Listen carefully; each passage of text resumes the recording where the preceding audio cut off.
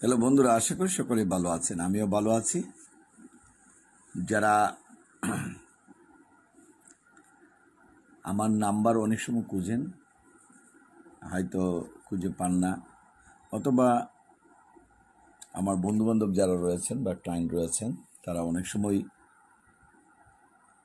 নাম্বারটি জানতে চান, যার জন্যই আমি হোয়াটসঅ্যাপ নাম্বারটা দেওয়া এবং মোবাইল নাম্বারটা দেওয়া, যাতে আপনারা আমাকে সহজেই খুঁজে পান।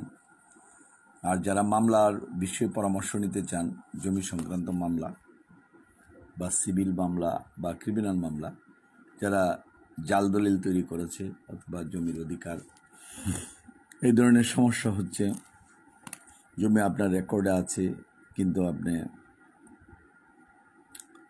জমি বুঝে পান নাই, অথবা ওয়ারিশান সম্পত্তি নিয়ে গণ্ডগোল, অথবা আপনার জমি দখল করার জন্য হুমকি দিচ্ছে, অথবা আপনি হুমকিতে পড়েছেন, তাদের জন্য কিন্তু এই ভিডিও।